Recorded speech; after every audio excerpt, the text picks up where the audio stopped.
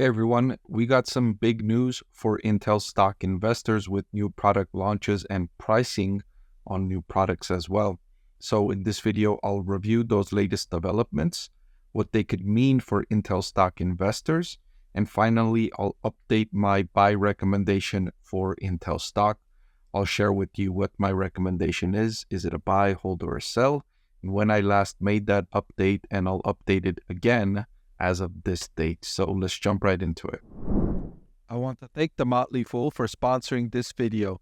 Visit fool.com/Parkev for the 10 best stocks to buy now. All right, so Intel is launching the Intel Xeon 6 processors with efficient cores, which deliver power and performance for high-density scale-out workloads in the data center. This enables 3-to-1 rack consolidation, rack-level performance gains of up to 4.2x, and performance per watt gains of up to 2.6x. So this follows the recent announcement of the Xeon 5 processors. So Intel innovating rapidly here in the last several months, in the last year and a half or so, coming out with new products for the AI age.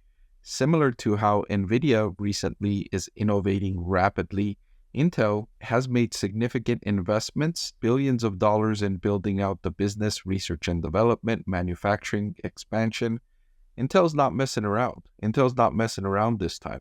The current CEO highlighted that the previous team at Intel underinvested in the business. They didn't focus on cutting-edge technology, and that led to a competitive disadvantage. Current CEO not going to make that mistake, investing aggressively in the business, and we're already seeing the benefits of those investments. Additionally, Intel announcing pricing for the Gaudi 2 and Gaudi 3 AI accelerator kits, and these deliver higher performance and at 1/3 the lower cost compared to competitive platforms. So a 33% lower cost compared to what's available. The combination of the processors with the accelerators offers a powerful solution, making AI faster, cheaper, and more accessible. So Intel offering the combination of accelerators and processors, and at the same time, unlike some of the rival AI chip companies, Intel also has the manufacturing. It's also got the fabrication facilities. So an interesting strategy from Intel, investors starting to see the benefits of these billion-dollar investments Intel's been making in the business over the last couple of years. The company went from launching the 5th generation Xeon processors to introducing the inaugural member of the Xeon 6 family. So quick upgrades in terms of latest innovation and technology from Intel. And that's good news. That's good news for a company that's been criticized for lacking innovation and being behind the curve in technology. This is good news for investors. Intel saying that as the digital transformations accelerate, companies face mounting pressures to refresh their aging data center systems to capture cost savings, achieve sustainability goals, maximize physical floor and rack space, and create brand new digital capabilities across the enterprise. And this is the big trillion-dollar upgrade that's happening as we speak.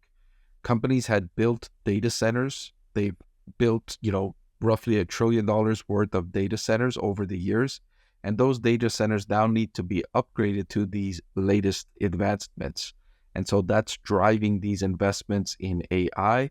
That's driving these investments. That's leading to a surge for NVIDIA, leading for growth in every company that's selling into this server upgrade cycle, right? Dell suggesting they're experiencing solid increases in their data center business. Supermicro Computer reporting 200% revenue growth. NVIDIA reporting several straight quarters of over 100% revenue growth. AMD signaling that its latest GPU has achieved the fastest ramp of any product in its history. So this is really creating demand for these products to fulfill the needs for these upgrades, and Intel is in position to benefit from that upgrade. So these Xeon 6 processors, the E-cores will be available beginning today. The P-cores are expected to launch next quarter. So the E-cores are available today and the P-cores are available next quarter. The P-core is more advanced. so those looking for more higher performance, whereas the E-Core is more for savings, those looking for lower cost. So that's coming out now, and then the Performance Core coming out next quarter. So I'm going to be looking for Intel to update investors on how sales of these new processors are going when they next report update to investors. I want to see strong sales from these new processors. So pricing is going to be important, and Intel saying that its standard AI kit, including the Gaudi 2 accelerators with the universal baseboard, will come at $65,000, and that's estimated to be 1/3 the cost of competitive platforms, just 1/3 the cost. So a huge discount to what's available today. Now the kit that includes 8 Intel Gaudi 3 accelerators with the UBB will list at $125,000, and this is estimated to be 2/3 of cost of comparable platforms.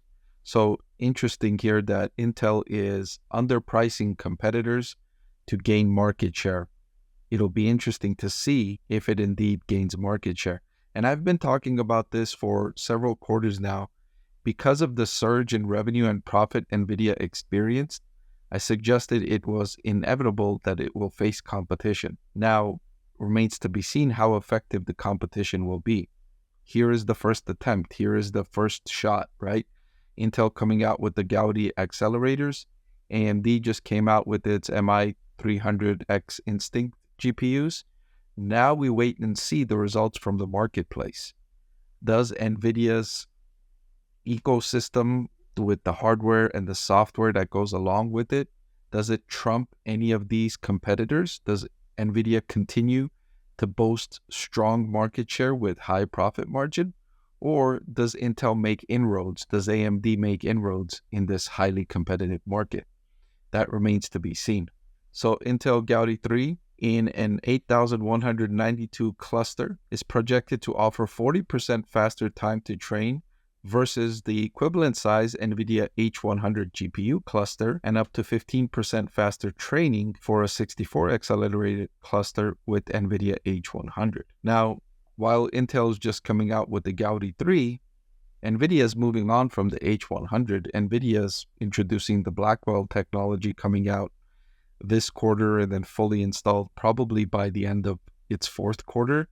And then it already announced the successor to the Blackwell technology, the Rubin technology that's coming out after the Blackwell comes out this year. So Intel is now catching up to NVIDIA's last generation technology, and it remains to be seen if it will indeed capture market share with this product.